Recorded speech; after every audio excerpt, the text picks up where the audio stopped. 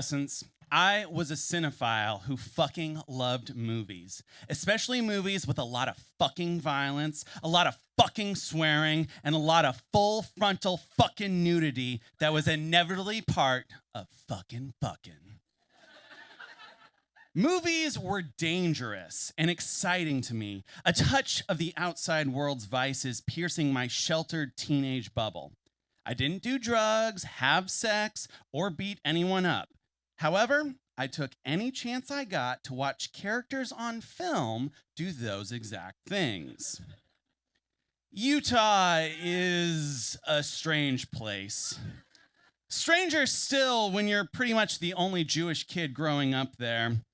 The Church of Jesus Christ of Latter-day Saints controls not only the channels of booze that run into my home state, but many of the local media channels as well. Saturday Night Live is banned from airing on network television. The first episodes of South Park were allowed to be screened only in the one independent art house theater when it was released. And if you wanted to rent a movie from Blockbuster that didn't have the decadent, highly coveted R rating, but rather the lukewarm PG-13 rating, you still needed proof of age on a government-issued ID or a parent's permission. I loved illicit content in movies so much that in the summer of 2001, I attempted to sneak into American Pie 2 3 times. Each time having some holier-than-thou whistleblower in the audience find an usher to escort me out. Oh, bless you, good people, for protecting my virgin eyes from watching Jason Biggs dry hump inanimate objects to save my soul. For reasons that remain a mystery to me, my Midwestern Jewish parents were very strict when it came to movies. I understand not wanting to expose your children to mature content before they're old enough to process it. Yet, despite institutional censorship, most Mormon families I knew actually allowed their children to see Jurassic Park, Titanic, and The Matrix because, well, they were cool movies. My parents, though, hold it right there. They needed to screen the movies first to make sure everything was kosher. This really messed with my head, particularly when I'd go to a friend's sleepover and their parents were like, yeah, here's your triple feature of Speed, The Rock, and Basic Instinct for the night. Have fun. I recall watching the insanely dark serial killer movie 7 with my friend's dad, who was a bishop at the local church. His only response when the film was over was, wow. I didn't expect that to be in the box. When compared with Mormon parents, mine were the prudish ones, especially my dad. Was it living in Utah for 30 years that tamed him and shamed him? Or was it the story of my grandfather sitting him down to have the birds and the bees talk, only to be interrupted by my grandmother snickering from the kitchen, oh yeah, you go on, you know all about that. Hard to say, but whatever the causality, sex scenes in movies made my father very anxious. Admittedly, it's uncomfortable watching a sex scene with a parent, but my father would up the ante, squirming and writhing in his chair at the slightest innuendo. To this day, thinking of Ace Ventura: Pet Detective is excruciating because I remember my father digging his sweat-laced fingernails into the armrest for the entire movie. To further complicate their muddy stance regarding movies, my parents vocally protested how much they did not like to watch gratuitous sex, outlandish violence and swearing, or white guys saying the F word.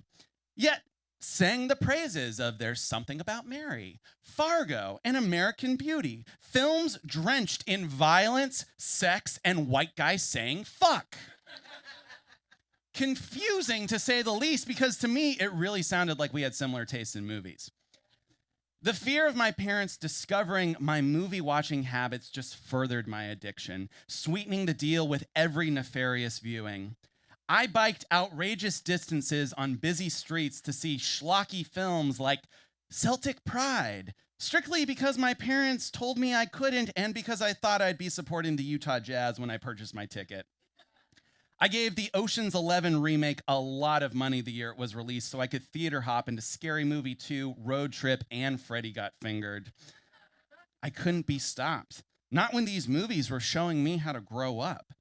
15-year-old me already felt like a 30-year-old boy by the time Edward Norton's anonymous narrator expressed that sentiment in Fight Club. All these movies let me feel like I was real, even if my parents claimed to be protecting me from how unreal they were. The one movie that was strangely hard to come by in those days was Silence of the Lambs. I'd heard the famous quote, seen people dressed up as Hannibal Lecter on Halloween, but hadn't seen the infamous horror flick. Blockbuster had a copy, so I knew I was going to need a parent's permission to rent it. To do this, I had to not only convince them that this film was canon, but that as an aficionado of cinema, it was paramount that I see it. My skittish mom called my unsure dad, who was more familiar with Silence of the Lambs. I guess it's fine, I heard him reply through the phone. But I want to watch it with him. There's a part I need to fast forward through. Success! We hit up Blockbuster and I beamed as my mom signed off at the checkout counter while a store clerk eyed her judgmentally. When we came home, I instantly dashed down into the basement to secretly screen the movie on my own. There's some creepy moments of excellence in Silence of the Lambs, but in many ways, it was a letdown. Some cursing, some blood, but nothing I detected to be worthy of my father skipping ahead for both our sakes. There was one part, however, that I didn't understand towards the beginning of the film, but it stuck out to me. As Jodie Foster's Clarice Starling makes her way towards the cell where the notorious villain lives, she passes by several other criminally insane inmates. One of them hawks a loogie and then says something bizarre that I'd never heard before.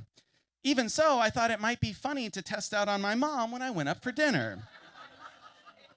As I entered the kitchen, my mom asked me to set the table.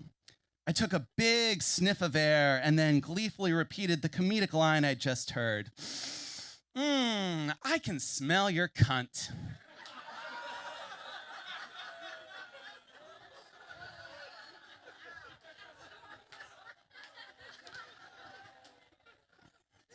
My mom whipped around, her eyes cutting right into the depths of my soul.